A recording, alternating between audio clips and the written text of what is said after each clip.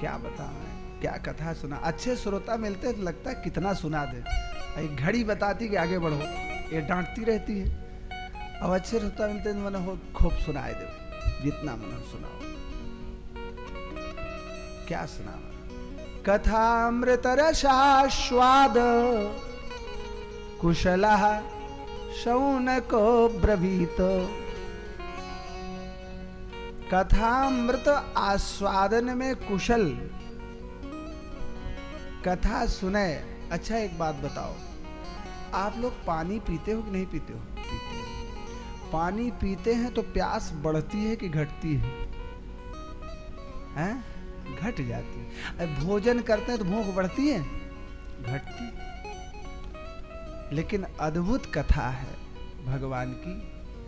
जब परीक्षित जी सुनने बैठे तो प्यास शांत नहीं हो रही, प्यास बढ़ रही है।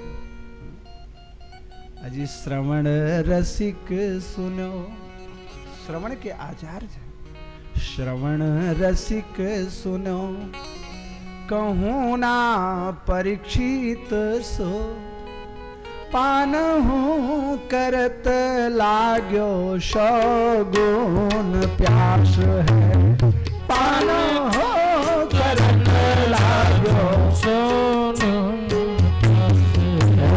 श्रवण रसिक सुनो, कहूँ ना परीक्षित सो, श्रवण रसिक सुनो, कहूँ ना परीक्षित सो, पान हो करत लाग्यो शगुन प्यास है, पान हो करत लाग्यो शगुन पान हो करत लाग्यो शगुन प्यास है, पान हो करत लाग्यो शगुन प्यास है। प्यास प्यास बढ़ रही है, यही विशेषता है कथा अमृत रसास्वाद। बड़ा ध्यान मनन पूजन किया और कहा महाराज अब आप आ ही गए हैं नैमिषारण्य तो कुछ कृपा करें सुनावें। हैं?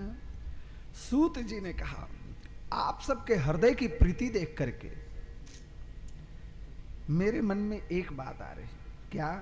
बोले प्रीति ही सौनक चित्ते ते यतो बच्मी विचार्य च, सर्व सिद्धांत निष्पन्नम संसार भयनाशनम। कमला प्रसाद जी, सुशीला जी, शांति से इस बात को समझ लें। ये औषधि है, भागवत जी दवा है। किस चीज की? संसार भयनाशनम। संसार का जो भय है इसको नष्ट करने की दवा है भागवत जी, औषधि है। संसार का भय क्या है? लोग इसी चक्कर में भयाक्रांत हैं कि छोटकुआ पैसा लगे मेला का बड़कुआ आवत हुए, नतिये आवत हुई हैं, अभी आई है नतिनिया आए, ये भय है। सांप तो एक बार काट लेता है छोड़ देता है, मर जाए या जी जाए। लेकिन ये जो संसार का भय है, अब वहीं पत्नी आवती है, पतोहू को मया थी, पतोहू बड़े कुछ कही है, ये संसार का भय। और इसी संसार के भय के नाश का नाम है भागवत श्रवण करना। संसार का भय नष्ट हो जाए, संसार भयनाशनम। और वो क्या है? वो सर्व सिद्धांत निष्पन्नम इदम भागवतम। वो श्रीमद् भागवत है। कैसा भागवत है? जिस भागवत को श्री सुखदेव स्वामी ने परीक्षित जी महाराज को श्रवण कराया। जब शुकतार में, मुजफ्फरनगर में गंगा जी के किनारे परीक्षित जी को कथा सुनाने के लिए सुखदेव स्वामी का अवतरण हुआ तो देखा कि ये चक्रवर्ती सम्राट, भारत का चक्रवर्ती सम्राट गंगा की बालू में बैठ करके कथा श्रवण कर रहा है। आजकल सिस्टम बदल गया है तिवारी जी। अब हम क्या सुनावें, मंचीय तो नहीं है लेकिन अपने को रोक नहीं पा रहा हूं। आचार्य पंडित कृपाशंकर मिश्र रामायणी जी भारत के प्रथम राष्ट्रपति डॉक्टर राजेंद्र प्रसाद जी को कथा श्रवण करा रहे थे। दिल्ली में आयोजन था और राष्ट्रपति थे, तो डॉक्टर साहब के लिए एक चौकी लगा दी गई थी निचवा, जैसे आप बैठे हैं तो एक चौकी और लगा दी गई। आचार्य कृपाशंकर रामायणी जी प्रतापगढ़ के थे, साकेतवासी हो गए हैं। भागवत जी पे कई टीकाएं उनकी हैं, रामचरितमानस पे है, वाल्मीकि रामायण, अद्भुत विद्वान थे, अद्भुत निष्ठावान। अब उनकी हम क्या गाथा गाएं।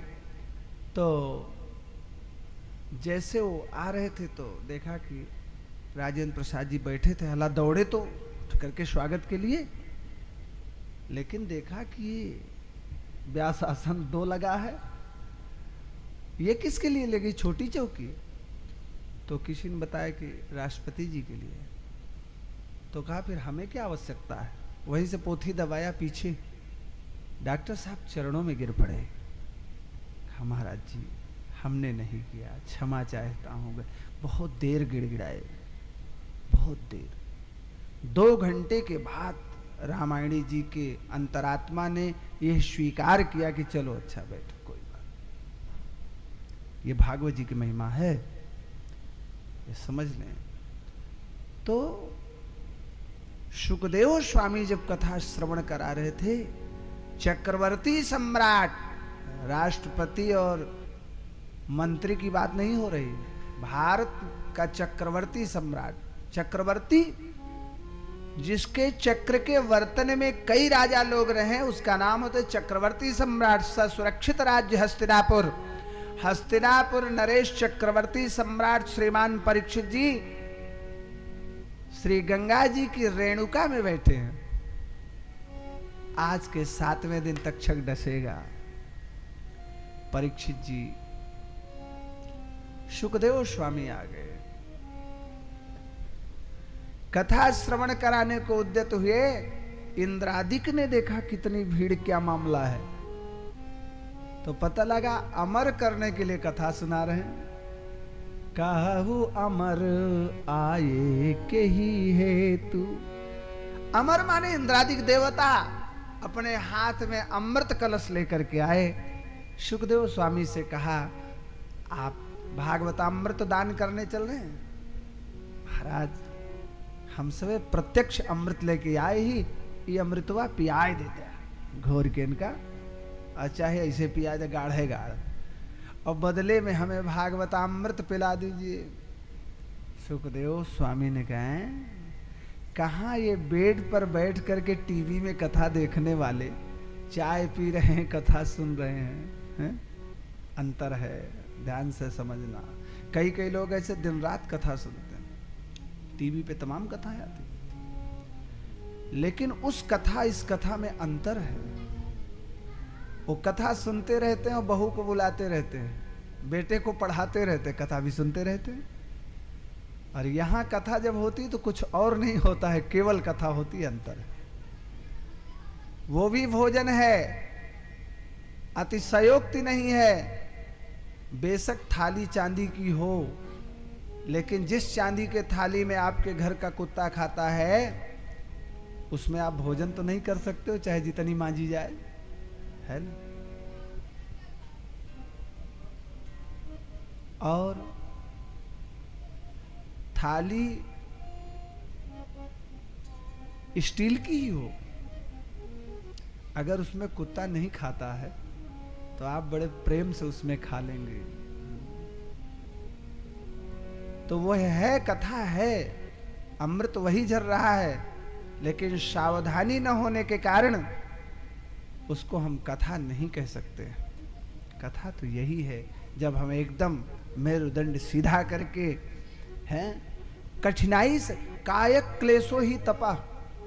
ध्यान से सुन लें, यहाँ तो बहुत अच्छी व्यवस्था है, नीचे फोमिंग गद्दे हैं और भी साफ सुथरा है, कथा श्रवण करने वाले ऐसे श्रोताओं को मैंने देखा है कि वो आके कथा स्थल को प्रणाम करते हैं, धरती को, और कंटक में भीड़ उड़ हो जाती, नई सफाई है तो नीचे बखरी गिरी है, खपटेला गड़ रहा है, उसमें नीचे से बालू तप रही उसमें, और सही अधिकार तो इन्हीं लोगों का है।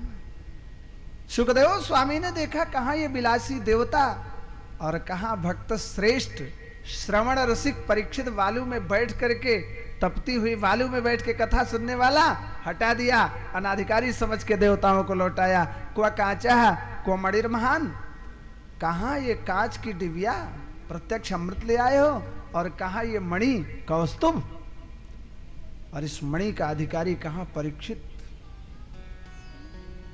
हम तो परीक्षित को श्रवण कराएंगे। फल पर विचार किया, ब्रह्मा जी भी आश्चर्य में पड़ गए भागवत जी की महिमा देख करके। जब परीक्षित को सदगति हुई आदि आदि, तो ब्रह्मा जी ने तौलना चाहा, भागवत जी को एक पलड़े पे रखा, भगवत प्राप्ति के सारे उपाय एक पलड़े पे रखे, लेकिन सारे उपाय छोटे हो गए, भागवत जी की महिमा अनंत हो गई। लघुन्यन्यानि जातानि गौरवेण इदम महत्, सभी भगवत प्राप्ति के उपाय छोटे पड़ गए, क्योंकि एक पर उपाय का बाप ही बैठा, भगवान ही बैठे। सबने स्वीकार कर लिया भागवत जी की महिमा, सबने स्वीकार कर लिया। तो सूत जी ने कहा हम वह कथा श्रवण कराएंगे जो सुखदेव स्वामी ने परीक्षित को सुनाई, वह कथा सुनाएंगे जो श्रीमान नारद जी को सनकादिकों ने सुनाया। ये कैसी कथा है महाराज? नारद जी भागवत का सप्ताह सुने हैं? बोले वाह, इनको तो सप्ताह श्रवण करने की विधि कुमारों ने गाके सुनाया है। सप्ताह श्रवण विधि कुमारैस्तस्य भाषितः। लोगों ने कहा आश्चर्य है महाराज, नारद जी को तो सुना है कि एक घड़ी से ज्यादा कहीं रुकते ही नहीं है, और नारद जी जैसे महात्मा 7 दिन एक स्थान पे भुलई पूर्वम बैठ के कथा सुने, बड़ा आश्चर्य है। हमने तो सुना है कि नारद जी के घोड़े में चुन्नी भरी रहा था। कैसे सुने भाई? आहा, सनकादि को सूत जी ने कहा देखो, नारद जी को श्राप है कि एक घड़ी ज्यादा नहीं रुकेंगे। तो श्रोताओं ने कहा, सौनकादिक ऋषियों ने कहा महाराज तो ये जो श्राप था वो झूठा हो गया क्या? कि नहीं, श्राप तो सही है। तो कहा फिर रुके कैसे? बड़ा आश्चर्य है। कहा देखो, श्राप की गति हर जगह लगती है, ध्यान से समझ ले, बहुत काम की बात। लेकिन 2 जगह श्राप की गति नहीं चलती है। कहां? एक जो भगवान का भक्त है उसके ऊपर श्राप नहीं लग पाता। भगवान का भक्त है, क्या श्राप लगेगा? जैसे महाराज श्री 56 करोड़ यदुवंशियों के विनाश का श्राप दे दिया ब्राह्मणों ने, है ना? लेकिन ये फिर यादव लोग कहां से बच गए? तो कहा 2 लोग बच गए जिनसे वंश चल गया। एक तो श्रीमान उद्धव जी बच गए, हालांकि उद्धव जी के तो बच्चे ही नहीं हुए, विरक्त थे। एक ही बचे, वो बचे वज्रनाभ जी। वज्रनाभ की माता जी जब भगवान स्वधाम गमन कर गए, शरीर पूरा कर लिया, तो 16,108 पत्नियां वैधव्य को प्राप्त हो गई। बहुएं सब बड़ी चिंता में हैं। वज्रनाभ जी अपनी मां के पेट में थे। तो श्री किशोरी जी को पता चला कि द्वारका तो लुट गई है, तो श्री राधा जी आ गई द्वारका। वज्रनाभ की माता जी ने श्री राधा जी की बड़ी सेवा किया, बड़ी सेवा किया। यद्यपि वो गर्भवती थी, उनको अपनी स्वतः की कठिनाई का अनुभव होता होगा, लेकिन इतने पर भी उन्होंने ऐसी सेवा किया श्री राधा जी की कि राधा जी प्रसन्न हो गई। और उन्होंने कहा, बहू रानी, तेरे कुक्षी में जो गर्भ पल रहा है ये साक्षात वज्रनाभ होगा। और ये पुनः ब्रज बसाएगा। तो श्री राधा जी ने ऐसा आशीर्वाद किया भक्ति के प्रभाव में आकर के कि सारे यदुवंश पर श्राप लगा, लेकिन वज्रनाभ की मां पर नहीं लगा और वंश चल गया। इसीलिए नारद जी पर श्राप तो लगा है, लेकिन श्राप वहां नहीं लगता है। कहां? अज सुमिरत हरि ही श्राप गति बाधी। हम दूसरे का कहे हमरे शराप है, कबो को हम सोचे हमरे गुणवम शराप है, हम रुक नहीं पाए, चलते रहे। लेकिन जब हम कथा कहने लगते हैं तो श्राप की गति नष्ट हो जाती है और मैं आराम से कथा कह लेता हूं।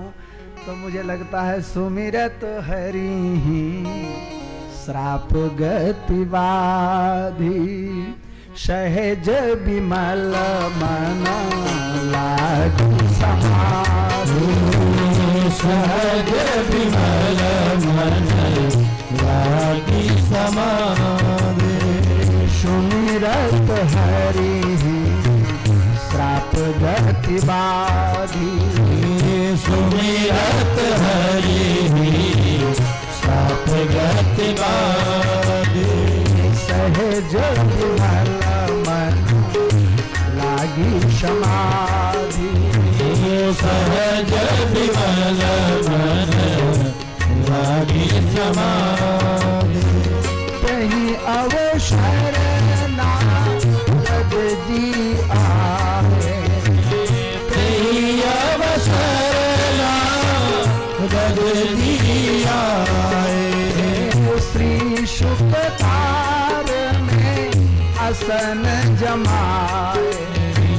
श्री शुकतार में आसन जमाए। सुमिरत हरि श्राप गति बाधी। सुमिरत हरि श्राप गति बाधी। लागी समाधि। सहज विमल मन लागी समाधि। सौनकादिक ऋषियों ने कहा गुरुदेव बड़ा आश्चर्य है कि ये नारद जी और सनकादिक कहाँ मिल गए, क्यों मिल गए, कैसे मिल गए, और 7 दिन तक ये कथा सुन लिए। जरा ये घटना सुना मैं तो कहा देखो, एक बार नारद जी इस दुनिया में भ्रमण कर रहे थे। भ्रमण करते करते वो वृंदावन धाम पहुंच गए और वहां देखा भक्ति महारानी एक सिंहासन पर विराजमान है। 20-22 वर्ष की नवयुवती बनी है, बड़ा सुंदर स्वरूप है, और नीचे उनके 2 बूढ़े बाबा लेटे हैं। हजारों में देवियां सेवा में लगी हैं भक्ति महारानी के। तो नारद जी ने देखा महिलाओं का अपार समूह, बाप रे दादा, ये हजारों महिलाएं, ये कोई बड़ा महिला समूह बन गया क्या? अब नारद जी तो बड़े विनोदी सन, तो चले गए।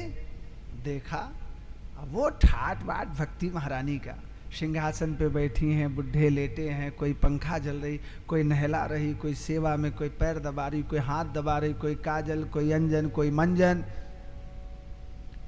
नारद जी ने देखा यार बड़ा ठाट बाट, सोचे अपने राम साधु क्या मतलब, चल पड़े और जैसे चिल्लाए और तो कोई नहीं, भक्ति ही चिल्लाई, भो भो साधो क्षणम तिष्ठ। ए महात्मा जी एक क्षण रुको ना, मच्चिंतामपि नाशय, आप मेरी चिंता का नाश करो ना। अब बताओ नारद जी कोई चिंता की दवाई है क्या कि जिसको चिंता हो उसकी चिंता नाश करें? हैं हम किसी के यहाँ पहुंचेंगे, महाराज जी हमारी चिंता नाश करो। अरे महाराज जी खुद ही चिंता में पड़े हैं, क्या मेरी चिंता का नाश करो। मच्चिंतामपि नाशय, कैसी चिंता है भाई? बोली ये जो 2 बूढ़े लेटे हैं ना, का ये मेरे बेटा हैं, जरा इनको जगाओ। नारद जी ने कहा ये दुनिया में पहली झूठ की बात सा मिल गई। अभी तक तो ये देखा था कि माता होती है 30-35 साल की, बेटा होता है 5-7 साल का। माता 80-100 साल की होती है, बेटा होता है 50-52 साल का। आश्चर्य है कि माता 20 साल की और बेटा 80 साल का। क्या झूठ बोल रही हो? क्या नाम है? तब उसने बताया, मेरा नाम भक्ति है, मेरे बेटा हैं ज्ञान वैराग्य। दक्षिण भारत में पैदा हुए, कर्नाटक में बढ़े, महाराष्ट्र में पूजा हुई, गुजरात पहुंची बुढ़िया हो गई, वृंदावन में नवीन हो गई। अब मेरा कष्ट, अब नारद जी ने बहुत कुछ किया, वेद वेदांत ये वो, उठे ही नहीं। तो सनकादिकों से उनके कष्ट निवर्तन के लिए नारद जी ने पूछा, गए तो सनकादिकों ने कहा भागवत श्रवण कराओ। तो नारद जी ने ब्राह्मण दंपत्ति को श्रोता बनाया, भक्ति जी को न्योता दिया और सब उस कथा में आए।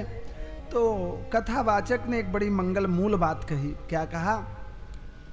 बोले भागवत जी की ऐसी महिमा है, जे मानवाह पाप कृतस्तु सर्वदा सदा दुराचार रता विमार्गगा। ऐसे प्राणी जो हमेशा विमार्गी हैं, क्रोधाग्नि में दग्ध हैं, झूठ बोलते हैं, माता पिता की सेवा नहीं करते, गाली देते हैं, जो मातृ पितृ दूषक हैं, माने जार संतान हैं, ऐसे लोग भी अगर भागवत जी का आश्रय ले तो उनका मंगल हो जाए। नारद जी ने कहा बस बस करें महाराज, इस दुनिया में ऐसा कोई पापी है जिसने जीवन भर पाप किया हो, अपराध किया हो, झूठ बोला हो, डाका डाला हो और उसका मंगल हो गया हो? बोले है भाई। बोले महाराज वो प्रमाण दे, अब ज्यादा झूठ उठ मत बोले। तो सनकादिकों ने एक कथा सुनाई। क्या देखो भाई नारद जी, बहुत पहले की बात है, तुंगभद्रा तटे पूर्व अभूत पत्तनम उत्तमम। तुंगभद्रा नदी के किनारे एक अनुपम नाम का नगर है, बड़ा सुंदर है, और उसमें एक पंडित जी रहते हैं। पंडित जी का नाम है आत्मदेव। आत्मदेवा पुरे तस्मिन। उस नगरी में आत्मदेव, नाम जैसा काम भी वैसा, नाम आत्मदेव, चिंतन परमात्मदेव। पंडित जी बड़े सीधे साधे। कई कई पंडित जी लोग हमसे नाराज हो जाते हैं, लेकिन मैं कहता हूं भाई उसी में हम भी हैं, काहे को नाराज होते हैं? आपको गड़बड़ मिला होगा तो आप जाने, हमें तो ठीक ही मिला है।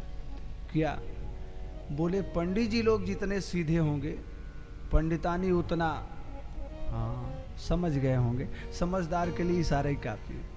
पंडित जी जितने सीधे, पंडितानी उतना नंबर 1। तो कई लोग नाराज हैं, आप ब्राह्मणी की निंदा करते हैं। हम कहा भाई हम अपने थोड़ी कर रहे हैं, अब जिसकी गड़बड़ हो निंदा माने तो हम क्या करें हैं?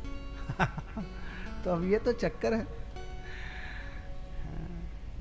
वह देवियां धन्य हैं जो अपनी सेवा शुश्रूषा से विदेश गए पति को यह विवश कर देती हैं कि उनकी याद में वो रोता है, स्मरण करता है, सो नहीं पाता है। ऐसी सती साध्वी पतिव्रता नारियों को अनंतानंत प्रणाम है, जो अपने सेवा के बल से चाहे पति की सेवा करके सूर्योदय होने दें, चाहे अस्त कर दें। माता अनसुईया इसकी प्रमाण है। छोड़ो, भीतर की बातें बहुत गंभीर हैं, उधर नहीं घुसना है। नहीं तो हमको लग रहा है कि कई लोग कई बार घड़ी देख रहे हैं, और हम देख रहे हैं कि अभी तो हम 1 घंटा बोले हैं, 4:15 से बोल रहे हैं और 6:30 बजे होंगे। हम छोड़ देते हैं 10-5 मिनट में, आप लोग चिंता मत करें। कल से हम 2 बजे फिर मिलेंगे, लेकिन आज छोड़ दे रहे हैं, आपको जल्दी छोड़ दे रहे हैं। तो क्या किया, वो नारद जी ने कहा वो प्रमाण दे। तो आत्मदेव पंडित जी की जो पंडितानी थी, नाम है धुंधुली। धुंधुली माने जो अपने धुन में ही धुली रहा है, धुंधुली। अब यहाँ तो कोई धुंधुली है नहीं, धुंधुली का मतलब कभी बता दे। तो और धुंधुली के ही पैदा होते हैं धुंधकारी। धुंधकारी को तो सुना धुंधकारी, तो धुंधुली के धुंधकारी होते हैं। संत ने देखा उनके पितर आत्मदेव जी के गर्म सांस ले रहे थे कि वंश बेटा बेटी नहीं हुए, नष्ट होने वाला है। तो बेटा बेटी के चक्कर में बेचारे अपना सब धन दान कर दिए, न बेटा हुआ न बेटी हुई। ऐसे जीवन से क्या लाभ कि पितर आह भर रहे कि आगे कौन पानी देगा। जंगल में निकल गए, साधु मिल गया, साधु के चरणों में प्रणाम किया।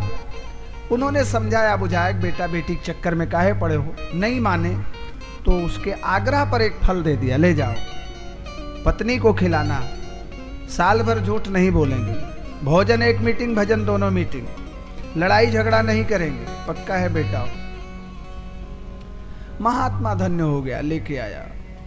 धुंधुली को बुला, रे धुंधुली चमत्कार अद्भुत।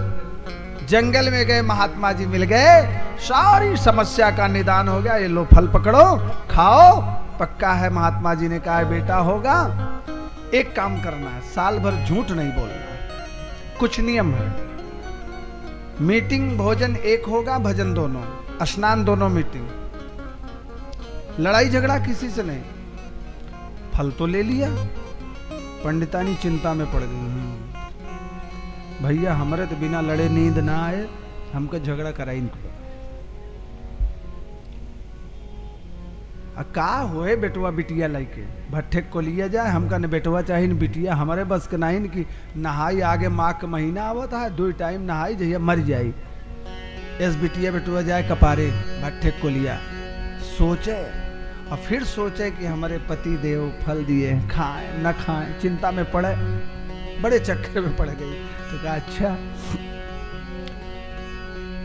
तो सखियों को बात पता चल गई, सखियों ने समझाया बुझाया, खाई लो, लोग बच्चे के लिए कहाँ कहाँ नहीं जाते हैं, विंध्याचल, बालाजी, भूषणनाथ, कामेश्वरनाथ, सोमनाथ, बड़े हनुमान जी, छोटे तोरे घरे फल आया है। कहीं बहन का बताई, सुने ही फला खाए से गर्भ रह जाए, क्या गड़बड़ है, बच्चा होगा। अरे उसने कहा फल भक्षेण गर्भ, इस फल में बड़ा गड़बड़ी है। क्या? बोले गर्भ हो जाए। फिर क्या होगा? बोले गर्भेणोदर वृद्धिता, जब लड़का रह जाए तो पेटवा तो हमारा बाढ़ ही आए, गर्भेणोदर वृद्धिता। अब जब पेट बढ़ जाएगा तो भोजन कम हो जाएगा, अब भोजन घट जाएगा तो हमसे बिना खाए न रह जाए, तामर आवे लागे, शक्ति ततो अशक्ति, ताकत घट जाएगी। पक्का है, हमारे महाराज अपने बहिनी बहुत माया थे, और वो नहीं लई गई है नंदियों, हमारे इतना दुख यहाँ कि हम तो चली जाए, लड़का हो आवे वो सब लेके चल देंगे, ले अब झगड़ा मच गया। तो कहा फलम चाहम न भक्षे, हम तो न खा। देवियों ने बहुत समझाया बुझाया, खा लिया। कहीं नहीं, हमने सुना है कि एक दूसरी समस्या है। क्या? बोले मान लिया गंगा जी बाढ़ हैं और यहाँ तक आई जाए तो पूरा मोहल्ला तो भाग जाए, और हम पेट फुलाए कहाँ जाब, हम तो ही गिरम मरीन जाब, ऐसे अच्छा हम फल ही न खाब। फल भक्षेण गर्भा गर्भेण उदर वृद्धिता, स्वल्प भक्षम ततो शक्ति गृह कार्यम कथम भवेत। अरे काई सब कुछ न होए, गंगा जी 25 साल से हम देखा था वहीं पेटा हुए उनके कुलूल के दुआर रह जाते, हमारा उपाय नहीं कर। कहे नहीं मान ले, आ जाए तो क्या कर। अब मान लिया, बहुत समझाया, सखियों ने कहा ना ना ना, एकदम एकदम। तो कहा चला मान लेते ही सब न हो, लेकिन सुनी थी लड़का पैदा हो बड़ा कष्ट हो, कुछ नहीं 100 नंबर डायल करा, कौन 108, कहे जच्चा बच्चा सुरक्षित। कहे समस्या ये है कि लालने पालने दुखम, अब उनके तेल लगावा, बुकवा लगावा, फिर शौचावा, धोआवा, नहवावा, पिट्टी करें बार बार, के गड़। तो कहे क्या करें? उसने कहा हमारे समझ में तो एक बात आ रही, बंध्यावा विधवा नारी। भगवान इस दुनिया में अगर नारी करें तो या तो बांझ कह दें या तो विधवा कह दें। हाय रे धुंधुली, दुनिया की किसी नारी में ये दुस्साहस नहीं जो धुंधुली में है। संतान पैदा करना तो नारी का धर्म है, अगर नारी न संतान पैदा करे तो उसको कोई नारी मानेगा? गाय दूध न दे तो कौन उसको गाय मानेगा? विद्वान ज्ञान की वर्षा न करे कौन विद्वान मानेगा? गंगा जी अमृत द्रव न दे तो कौन गंगा जी को मानेगा? इसलिए नारी का तो धर्म है, और धर्म को जो छोड़ दे, फल को प्रयोग करने के लिए खिला दिया गाय को, उसकी बहन ने आके समझाया कि हमारे बच्चा है, समय आएगा मैं दे दूँ, हमको कुछ गिफ्ट कर देना। अब साढ़ू का नाता तो बड़ा तगड़ा होता है।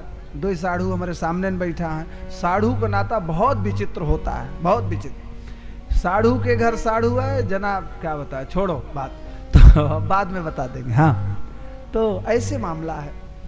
अब बहन जी ने समझाया, बात समझ में आ गया, दूसरे को समझाए नहीं, तो कहा चलो अब बाबा हरे फल दे हैं, देखी कुछ ठिकात गाय देख प्रयोग कर रही हैं, और खुद पेटे में रजाई गद्दा बांधे हल्ला मचाए, हमरे लड़का हुआ। और रावण ने कहा विधि हूं न नारी।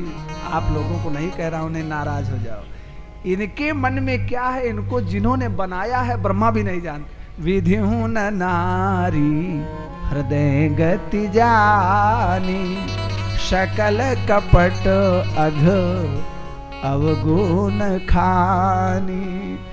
ये झूठे कहा हमारे लड़का हो यहाँ, समय भय तो बहनिया रात माँ लड़का देगी, और लड़का दे के भगी। अब ये रोवे लड़का।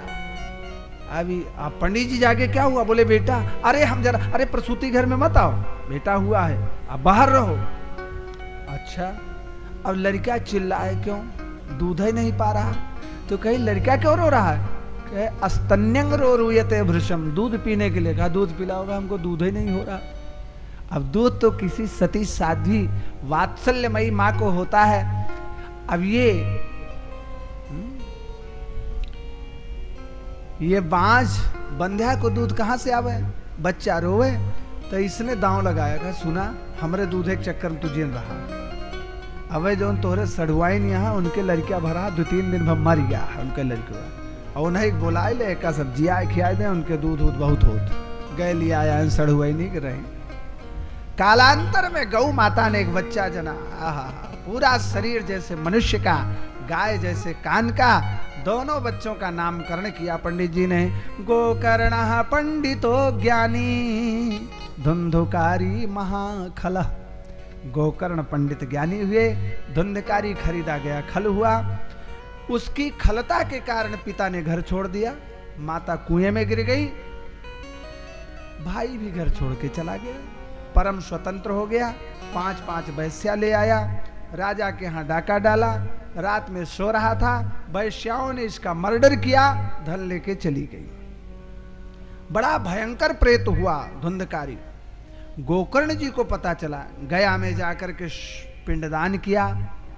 वर्षों बाद लौट के आए, जब घर में पूरा गांव नगर बस्ती गोकर्ण महाराज आए, गोकर्ण जी आए हैं, घेर लिया, आटा चावल दाल सबने सेवा किया, सब चले गए।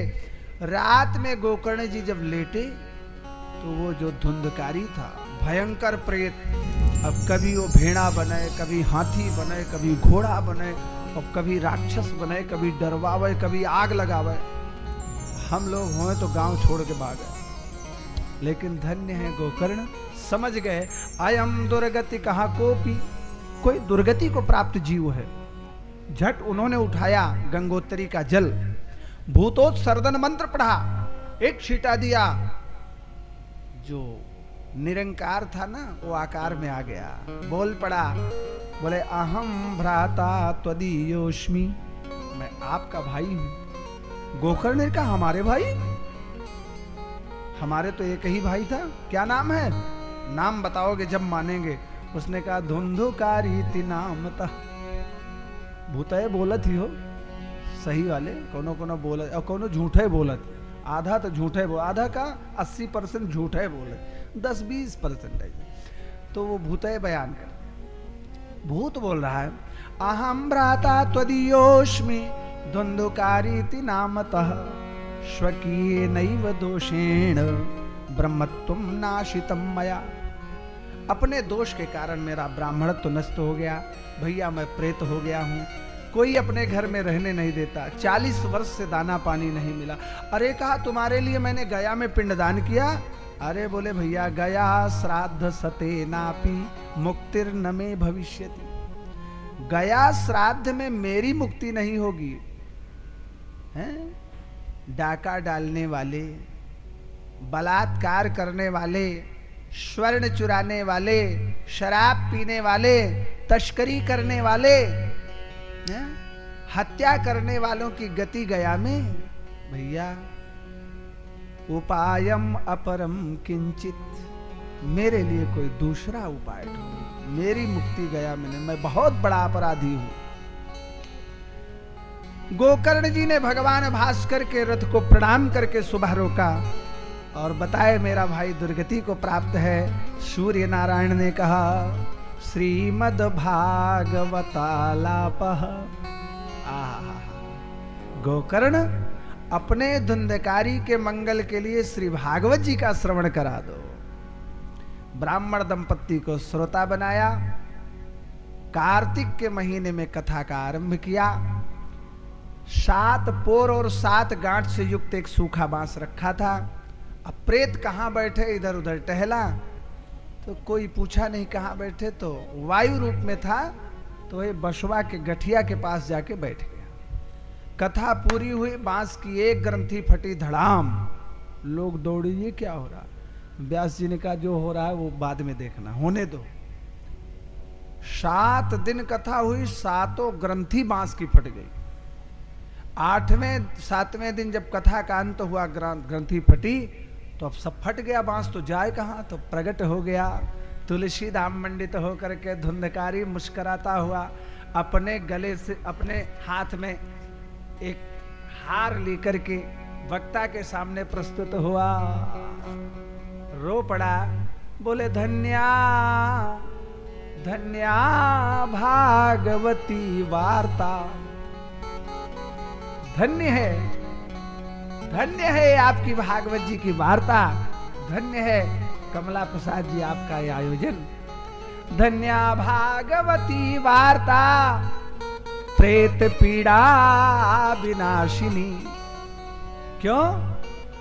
और किसी वार्ता में शक्ति नहीं है किसी प्रेत को मुक्त कर दे। प्रेत को मुक्त करने की सामर्थ्य भागवत जी में है। दुनिया को तो कोई मुक्त कर सकता है, लेकिन प्रेत पिशाच भूत चंडाल को मुक्त करने की सामर्थ्य भागवत जी में है। इसलिए उसने रोके कहा धन्या भागवती वार्ता प्रेत पीड़ा विनाशिनी। सप्ताहोपि तथा धन्य, उसमें भी सबसे धन्य है ये सप्ताह कथा। क्यों? कृष्णलोक फलप्रदः। कृष्णलोक से विमान आ रहा है, कृष्णलोक ले जा रहा है। विमान से विमान के चालक उतरे, पार्षद उतरे, धुंधकारी को प्रणाम किया, हाथ लगाया, आओ विराजो। गोकर्ण जी ने पकड़ा धुंधकारी का, सुनो आप लोग काहे को इनको ले जा रहे हो भाई? कहा भगवान ने विमान भेजा है, ले जा रहे। अरे कहा ये सब जोन बैठ के सुने यहाँ पूरे भुलई पूर्व में सब पागल ही का, इनको भी ले चलो, हमको भी ले चलो। कहा महाराज सुना तो है लेकिन थोड़ा सा अंतर है। ये सब सुने तो घर आ जाएंगे, पूड़ी कचौड़ी खाएं, दाल चावल खाएं, और कई लोग पराठा चलावें। ये बेचारा निराहार रह के सुने। कई लोग सुने तो जाड़ा है तो रजाई ओढ़ के पड़े, गर्मी है तो मशहरी में ही मच्छर कटवावे। ये 7 दिन कथा स्थल को छोड़ के नहीं गया, सबने कुछ खा के सुना, ये निराहार रह करके सुना। सब सुन के घर चले जाते, भूल जाते, ये चिंतन करता, और चिंतन करने का परिणाम इसके जीवन की 7 ग्रंथियां फट गई। काम, क्रोध, लोभ, मोह, मद, मत्सर, ईर्ष्या खत्म हो गई। और जब ईर्ष्या खत्म हुई बस तुलसी राम मंडित हो गया। सब लोग इसी श्रद्धा से कथा सुने। मैं वचन देता हूं विमान लेके आऊंगा। गांव वालों ने कहा आश्चर्य यार, जहाज पे बैठना है भाई, भगवान वाली जहाज है, आएगी। तैयारी किया और दोबारा सावन के महीने में कथा रखा। श्रावणे मासी गोकर्ण, सावन के महीने में कथा रखा। गोकर्ण जी ने कथा सुनाया और सब जैसे भगवान श्री राम के साथ उनके भक्त साकेत गए, जैसे कन्हैया के साथ गोलोक गए, ऐसे ही अनुपम नगर के सौर्य निवासी गोकर्ण जी के साथ भगवत धाम की यात्रा करते हैं। बोलिए गोकर्ण महाराज की जय। गोकर्ण जी ने सबका मंगल कर दिया। अब भागवत कैसे श्रवण करें 2 मिनट में बता देते हैं। संभव हो। अच्छा एक बात बताई, जितना श्रोता मिले थे 100 में 80 तो बुढ़वे मिलते तो ठीक ठाक है। अब बुढ़ापा उनका का कहीं न बैठ जाता है न उठा जाता है। एक श्रोता जवान जहील मिले संत प्रसाद, उनके गांठे पकड़ गए, क्या करें हम। अब बुढ़े श्रोता मिल जाए बड़ी दिक्कत होती। जवान श्रोता है, दिमाग सही है, कान सही है, आंख सही है, भाव सही है, विचार सही है। एक दरोगा जी कथा सुनाए 102 साल के है, याद है, गगौली वाले। अब वो सुनते नहीं थे। अब वो दोनों प्राणी जब बतियाए, बुढ़वा बुढ़िया, 102 साल के दरोगा जी 100 साल के डोकरिया, अब ऐसा बतियाए जैसे तोता मैना, सब सुन ले समझ ले। और हम सबे बोली थे कौन समझा। उनकी बहू कहा महाराज ये दोनों जने तोते मैना इस बतिया थे, सब सुनत समझता है। और बहुत धीरे धीरे बोले, हम लोग तेज से बोले तो न सुनाए। तो नौजवान श्रोता मिले तो अच्छी बात, आप अच्छे श्रोता हैं। संभव हो तो 7 दिन तक पहली बात झूठ न बोला जाए, जो मन में हो, वाणी में हो, कर्म में हो। क्रोध ना आवे तो अच्छा है, शांति से है? न नाती के डांटे, न बेटवा के डांटे, न कुछ, न श्रोता के, न वक्ता के, सब आराम से सुने। 2 बातें। तीसरी बात यह है कि आहार को थोड़ा संयमित रखें, नहीं व्यवहार बिगड़ जाता है। कई बार सोच जाना पड़ता है, कई बार लघु शंका। तो संभव हो तो कुछ न खाया जाए, बड़ा असंभव हो नहीं सकता। इतना प्रदूषण है। आज है कि आवत रहे अपरांच और हवा की हो तो देखे नारायणी आश्रम पे बड़ा बड़ा चित्र उरेहा गया है, कुछ बनाया जा रहा है। आश्रम की दीवार लाल है, लेकिन ध्यान से देखने पे दिखाई पड़ती है कि लाल है नहीं, सब धूल पड़ गई, पूरा एकदम जम गया। आप लोग देख लेंगे, आज मैंने देखा। तो प्रदूषण इतना बढ़ा है कि हम बिना खाए नहीं रह सकते। वायु प्रदूषण है, बक्से के अंदर, अटैची के अंदर धूल चली जा रही, कैसे जिए। तो कहा न काम चले तो कहा कि पानी पी के चलाओ, ये भी गड़बड़ी है, पानी भी बड़ा दूषित हो गया। बोले फिर क्या करें। बोले फिर एक उपाय है। बोले तीसरा उपाय क्या है। बोले तीसरा उपाय है कि सफेद पानी पियो। समझ गए होंगे लोग, गौ माता का दूध हो, ये सफेद पानी कलयुग का, इसको पियो, काम चलाओ। बोले महाराज गाय के दूध तो आँखी में लगाओ, एक नहीं मिले तो यह जौन हो करत ही बिना डील सिंह वाली है आई गया है, नहीं चाहे पानी पिया चाहे जहर, का कहे। गाय नहीं है ये तो सुअर है। गाय वो है जिसको डील है, जिसको कंबल है, शासनादेश है, ललरी है। ऐसी गाय का दूध मिले पियो तो काम चल सकता है। अभी एक श्रोता को परसों सुनाया, आह क्या बात। 7 दिन तक पंडित राम खिलावन मिश्र जी ने दूध के अलावा कुछ नहीं लिया। 7 दिन 1 लोटा दूध भी ज्यादा नहीं, 1 लोटा इस टाइम 1 लोटा उस टाइम, 2 लोटे में काम चलता था। लोटा 3 ऊन पाव का रहा हो ये। तो इस तरह से दूध पी के बोले न काम चले, दूध न मिले तो कहे थोड़ा फलहार करके। कहा फले में तो आग ला गया है, कुछ और सस्ता करे। तो कहा भले एक बात है, अब सबसे सस्ता कर दे रहे हैं। मलमूत्र जयार्थम ही लघ्वाहारः सुखावह। मलमूत्र विजय पाने के लिए थोड़ा खाओ, इतना मत खाओ कि यहीं आके सो जाओ, इतना मत खाए कम खाए कि आओ कि यहाँ बैठो वही परेठा पहुंचा रहा कि काव बने ना। एकदम रिलैक्स में थोड़ा कम खा के और पुष्ट खा करके तखत पे शयन करना। दाल में मूंग लेना, गेहूं की रोटी या पूड़ी लेना, साथ में साग लेना अपने रुचि के अनुसार, ये नियम है। बाकी बस एक बात है कि दाल भात खाओ, हरि के गुण गाओ, जो अच्छा लगे खाओ। इतना मत खाओ कि यहीं आए के सोई जाओ, इतना मत खाओ कि यहाँ से रसोईया जाओ ना। कम से कम 3-4 घंटे आराम से बैठ सकूं बस आज के सत्र में। और धन कितना खर्च करे वो खर्चे करता है, हमका क्या बताओ। बिटिया के ब्याह में जितना धन हो, जितना सामान लागत, बिटिया का विवाह गरीब के भी होता है अमीर के भी होता है। अपने बेटी के विवाह में जितने सामर्थ्य के साथ धन खर्च होता है, बस वही है। क्या है वो श्लोक, आपको याद है स्वामी जी? हैं?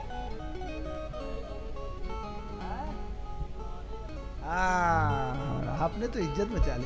विवाहे यादृशम वित्तम।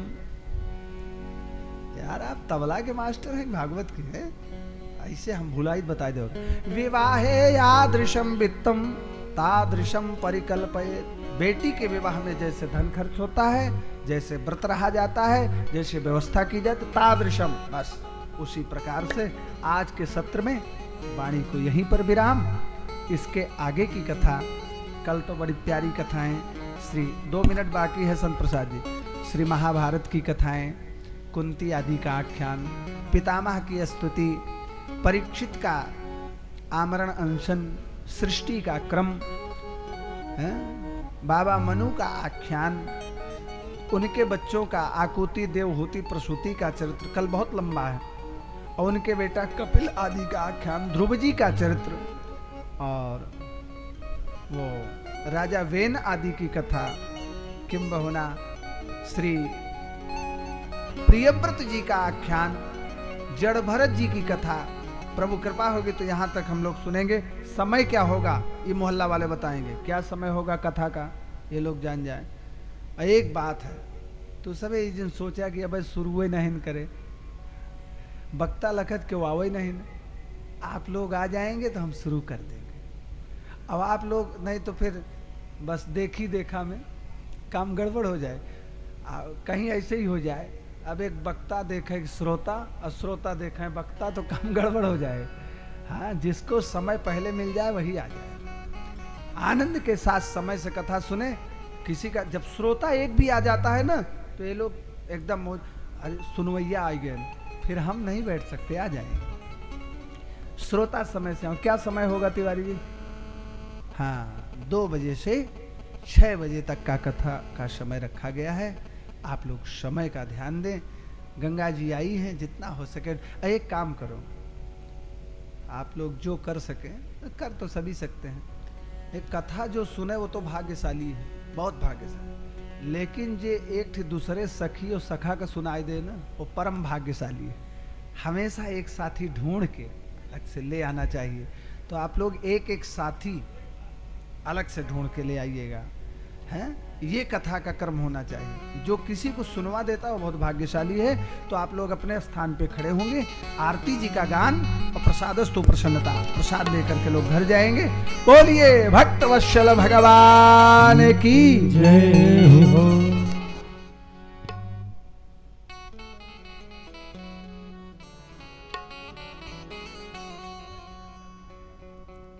हरिओमिदगुम हविः प्रजननं मे अस्तु दशवीरगुम सर्वगणगुम स्वस्तये आत्मसनि प्रजासनि पस्सनि लोकसन्य भयसनि अग्निः प्रजां बहुलां मे करोत्वन्नं पयोरेतो अस्मासु दत्त। श्री भागवत भगवान की है आरती, पापियों को पाप से है तारती। श्री भागवत भगवान की है आरती, पापियों को पाप से है तारती। श्री भागवत भगवान की है आरती, पापियों को पाप से है तारती। श्री भागवत भगवान की है आरती, पापियों को पाप से है तारती।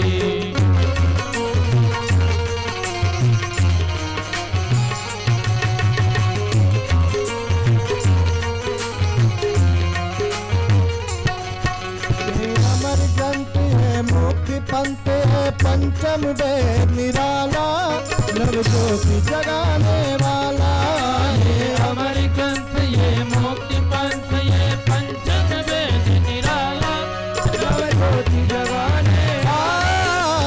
अमर ग्रंथ है, मुक्ति पंथ है, पंचम वेद निराला, नवज्योति जगाने वाला।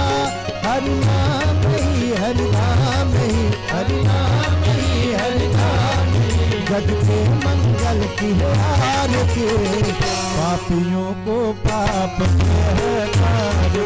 श्री भागवत भगवान की है आरती,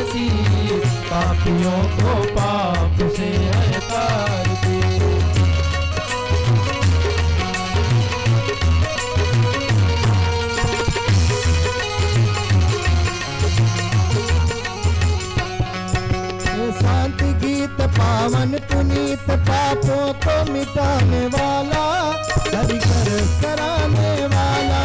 ये शांति गीत पावन पुनीत पापों को मिटाने वाला, हरि कर कराने वाला।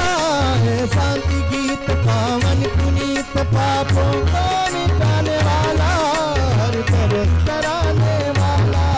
ये सुख करनी ये दुख हरनी, ये सुख करनी ये दुख हरनी। श्री मधुसूदन की है आरती, पापियों को पाप से है तारती। श्री भागवत भगवान की है आरती, पापियों को पाप से है तारती।